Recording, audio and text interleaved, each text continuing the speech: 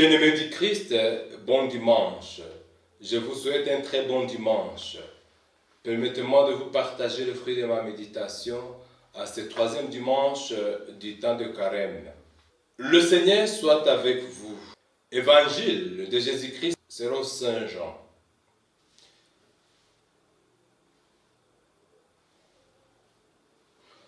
Comme la Pâque des Juifs approchait, Jésus monta à Jérusalem.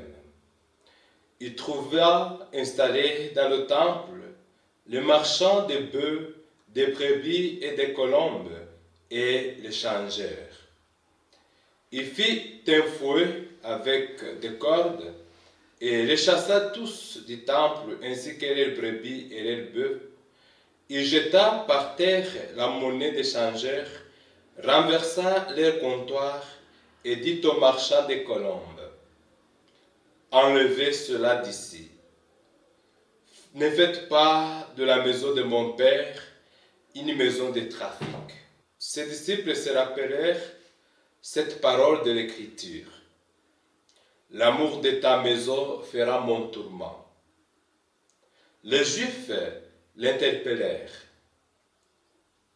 quel signe peux-tu nous donner pour justifier ce que tu fais là? Jésus leur répondit: détruisez ce temple, et en 3 jours je le relèverai. Les Juifs lui répliquèrent: il a fallu 46 ans pour bâtir ce temple, et toi, en 3 jours, tu le relèverais? Mais le temple dont il parlait, c'était son corps. Aussi, quand il ressuscita d'entre les morts, ses disciples se rappelèrent qu'il avait dit cela. Ils crurent aux prophéties de l'Écriture et à la parole que Jésus avait dite. Pendant qu'il était à Jérusalem, pour la fête de la Pâque, beaucoup crurent en lui à la vue des signes qu'il accomplissait. Mais Jésus n'avait pas confiance en eux, parce qu'il les connaissait tous et n'avait pas besoin d'aucun témoignage sur l'homme. Il connaissait par lui-même ce qu'il y a dans l'homme. Acclamons la parole de Dieu. Un homme qui avait été arrêté et emprisonné pour son crime, le tribunal le condamna à 10 ans de prison ferme. Mais ses amis firent tout le possible pour faire recours et le sauver. Un jour, le tribunal siégea et décida de le libérer jusqu'après 2 ans de sa peine. Une fois arrivé à la maison, l'un de ses amis vint lui rendre visite et lui dit avec joie: eh bien, te voilà libre. Remercions Dieu qui t'a tiré de cet endroit infernal. L'autre, d'un regard sombre et d'une voix triste, réplique: non, j'ai vraiment peur et je regrette beaucoup.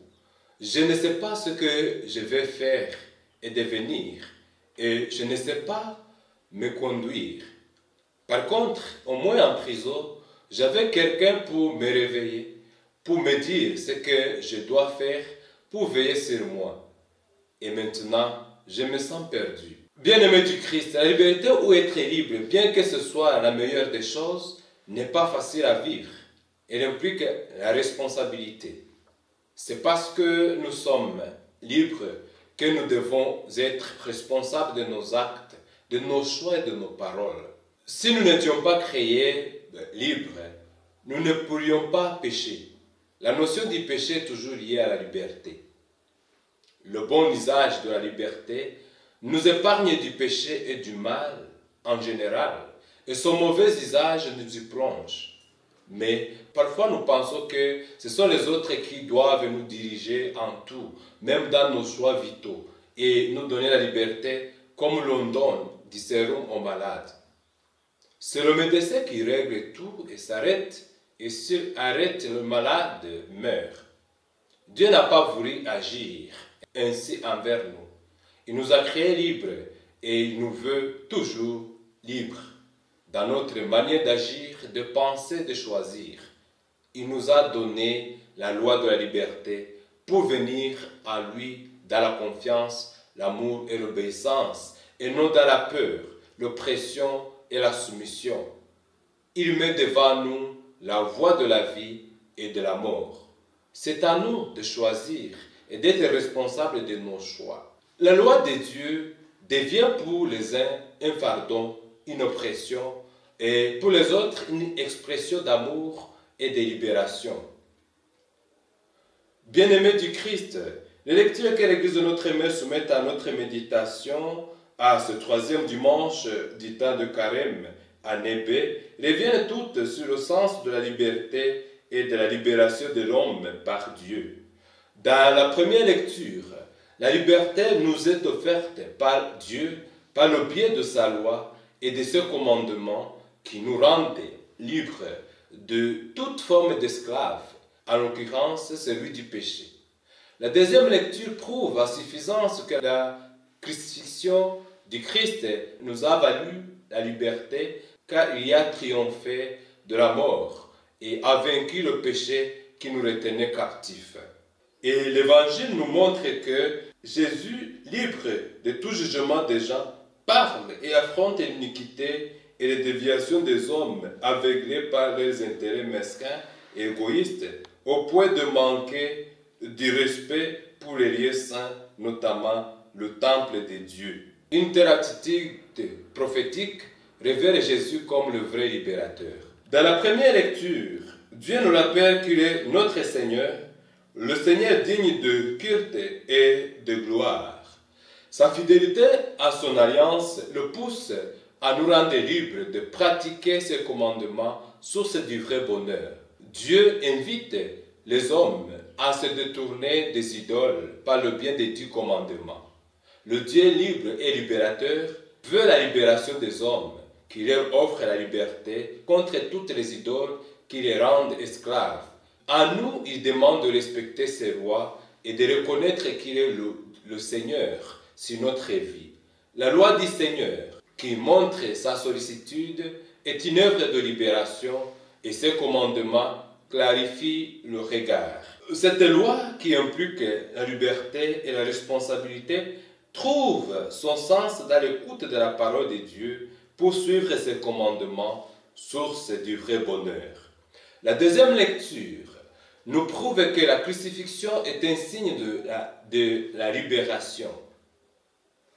C'est bien grâce à la croix de Jésus que nous avons été libres. Comme le dit saint Paul, apôtre, le scandale de la croix du Christ a révélé la sagesse, la force et l'amour de Dieu. La croix du Christ est la gloire des chrétiens et leur donne la liberté intérieure qui les caractérise comme enfants de Dieu. Avec le Christ, la croix qui était réservée aux maudits devient l'instrument du salut de Dieu, le lieu de la glorification de son Fils et la libération de tous ceux qui ont cru et croiront en lui. Dans l'Évangile, que nous appelons communément la purification du temple, Jésus est libre de dénoncer et d'affronter les déviations concernant le temple saint. Dans toute liberté, il ne se fie pas aux gens ni à leurs réactions. Il est libre de déclarer ouvertement sa filiation et son appartenance à son Père. Jésus fait allusion à sa mort et à sa résurrection en faisant mention du temple.